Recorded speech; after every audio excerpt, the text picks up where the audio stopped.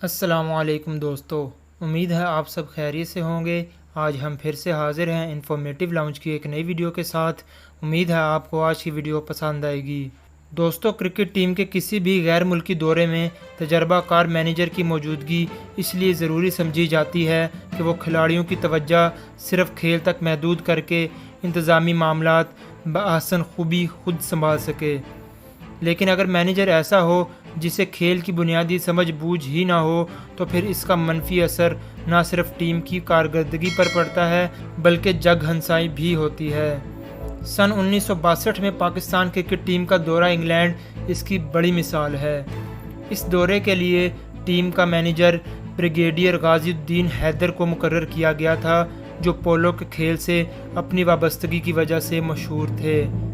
Brigadier Haider 8 سال تک Pakistan army میں پولو کھیلتے رہے اور وہ 5 سال تک پاکستان پولو فیڈریشن کے صدر بھی رہے۔ بریگیڈیئر حیدر ٹیم کی انگلینڈ روانگی سے صرف 2 دن پہلے کراچی میں نیٹ پریکٹس کے دوران کھلاڑیوں سے متعارف ہوئے تھے۔ غالباً اسی وقت انہوں نے پہلی مرتبہ کرکٹ کو بھی قریب سے دیکھا تھا۔ انگلینڈ کے دورے میں پاکستان ٹیم لارڈز پریکٹس میں مصروف تھی۔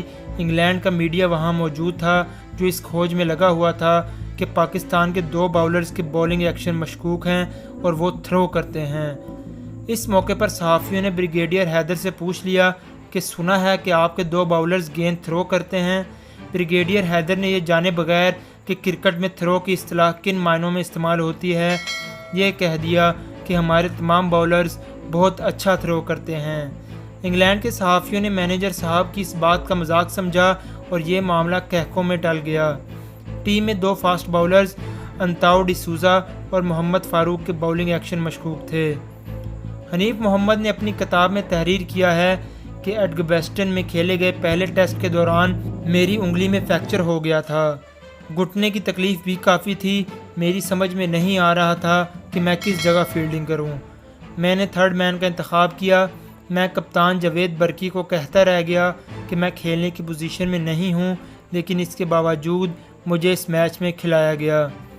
حنیف محمد کے مطابق یہ صورتحال کیا کم پریشان کن تھی کہ ایسے میں میرا سامنا بریگیڈیئر حیدر سے ہو گیا، جو کہنے لگے میں چاہتا ہوں کہ آج آپ 499 رن سکور کریں۔ میں نے ان کے چہرے پر نظریں جما کر کہا کہ اس ٹوٹی ہوئی انگلی اور زخمی گھٹنے کے ساتھ اگر میں 100 رنز بھی کر لوں تو بڑی بات ہوگی۔ اس پر بریگیڈیئر حیدر نے جواب دیا، میں کچھ سننا نہیں چاہتا، آپ نے ہر حال میں 499 رنز بنانے ہیں۔ حنیف محمد کا کہنا تھا کہ مینیجر صاحب نے نہ صرف یہ ایک حکم صادر فرما دیا بلکہ حوصلہ افزائی کے لیے 15 پاؤنڈ دینے کا بھی اعلان کر دیا۔ ہیڈنگلے ٹیسٹ کے دوران دوسرے دن کھیل ختم ہونے پر کچھ دیر پہلے اعجاز بٹ کی وکٹ گری تو کپتان جاوید برکی نے خود بیٹنگ کے لیے جانے کی بجائے نائٹ واچ مین نسیم الغنی کو بیٹنگ کے لیے بھیج دیا، جو نٹ آؤٹ واپس آ گئے۔ اگلے دن جب کھیل شروع ہوا اور نسیم الغنی بیٹنگ کے لیے جانے لگے تو بریگیڈیئر حیدر نے انہیں روک دیا اور کہنے لگے کہ آپ بیٹنگ کے لیے نہیں جا سکتے۔ وہ بضد تھے کہ جاوید برکی بیٹنگ کے لیے جائیں گے۔ انہیں سمجھایا گیا کہ نسیم الغنی ناٹ آؤٹ بیٹسمین ہیں، اس لیے وہی بیٹنگ کرنے جا سکتے ہیں۔ بہت مشکل سے انہیں یہ بات سمجھ میں آئی۔ اسی سیریز کے ایک میچ میں پیٹر پافٹ اور دیگر بیٹسمین پاکستانی باؤلرز کی خوب پٹائی کر رہے تھے۔ حنیف محمد انگلی زخمی ہونے کے سبب فیلڈنگ نہیں کر رہے تھے اور ڈریسنگ روم کی بالکنی میں بیٹھے ہوئے تھے۔ اسی دوران فاسٹ باؤلر محمد فاروق نے پیٹر پافٹ کو باؤنسر کروائی، جس سے وہ خود کو مشکل سے بچا پائے۔